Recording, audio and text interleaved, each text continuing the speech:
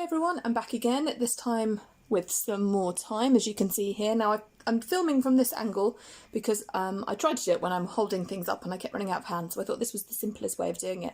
So I'm going to teach you now how to tell the time to the nearest 5 minutes, and the first thing you need to know is to be able to count in 5. So we're going to do that now using the clock to count around in 5, so count with me.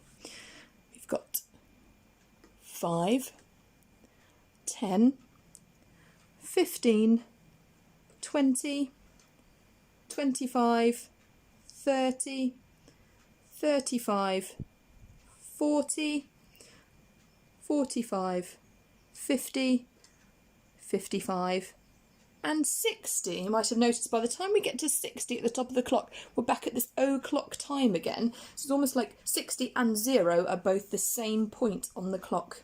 Okay, now some eagle-eyed people might have spotted that if we know our 5 times table, it makes it counting round much easier, because we don't have to necessarily count all the way round, but you know that when you get round, for example, to 4, you're counting 4 5s, and if you know 4 5s are 20, you know what the answer is. And the same if you go all the way around to count to 9, instead of counting round the clock, 9 5s are 45. We're going to count round together one more time just to practice. So counting round from 0, 5, 10, 15, 20, 25, 30, 35, 40, 45, 50, 55, 60. And we know that there are 60 minutes in 1 hour. So it does take those 60 minutes to go all the way round our clock.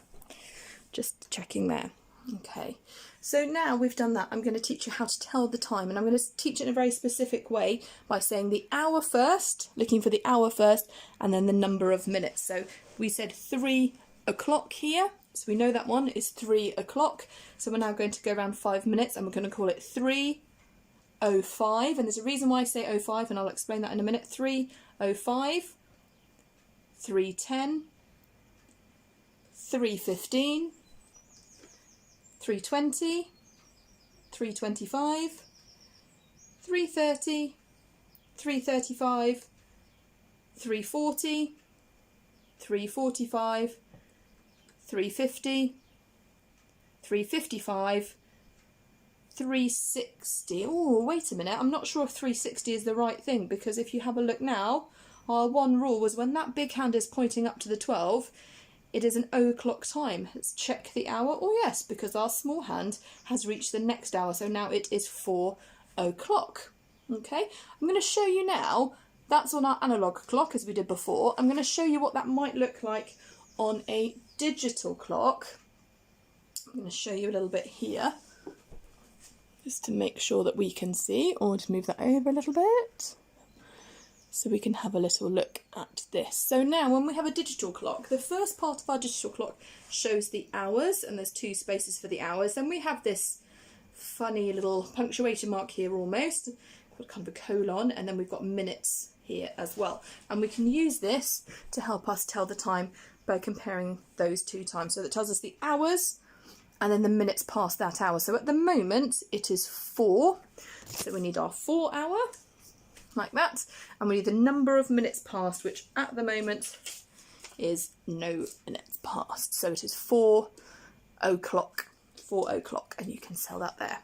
Okay, so if we move forwards 5 minutes, we are now 4:05, and because we've got 2 minutes there, 2 minute spaces there, so we do 4:05, and then it looks like that, 4:05. 5 minutes more, 4:10, and it's simply the case of stating the hour and stating the minutes in that same way. So you can see there I've written it in words as well to help you. So 4:10 is the same as saying the number 4, almost a pause, and then 10, 4 hours and 10 minutes. And you can see we've gone round 4 hours, and we've gone round with this hand counting the minutes, 10 minutes as well. So if we keep going round, we've got 4:15, 4:20, 4:25, 4:30, 4:35,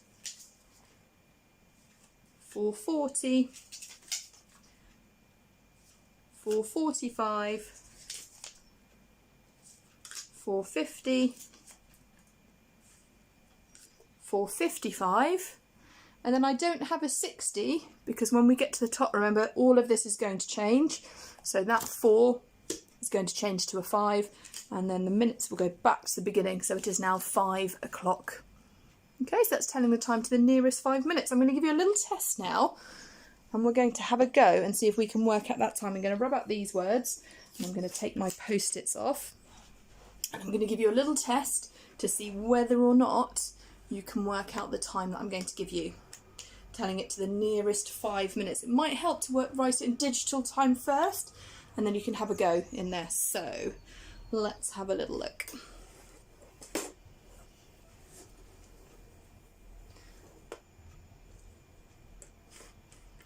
Starting at that, remember, start at the hour, record the hour.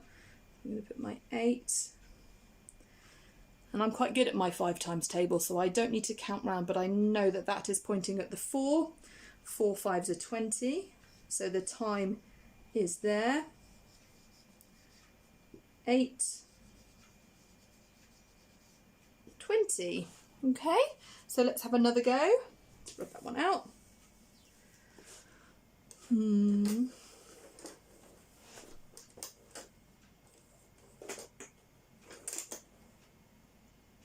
Ooh, it's always trickier when it's gone past the 6, it's harder to tell, but remember we haven't quite got to the next hour, so have a look at which hour we've just passed.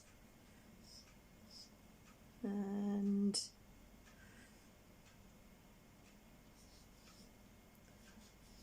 okay, so that is 11:35, and I can write that as 11:35.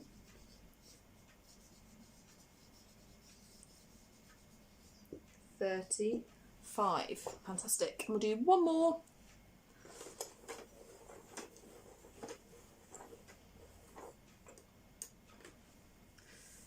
Having a little look there while I just clean my whiteboard. Okay, lovely. That's 8, 5. Let's check that's right. 8, 5. Does that look right? I'm not sure. I think I might have forgotten to do something. Doesn't look, I've not seen a time written like that. Maybe I need to have a little think. Oh, I remember. Remember, we've got the 2-minute marks there. And if I write 8:05, that's not actually a correct time. I need to remember, a bit like when we're doing that, to put my placeholder, to put that 0 in between there, so that I've got 8:05. And I almost remembered to put the 05 to remind myself.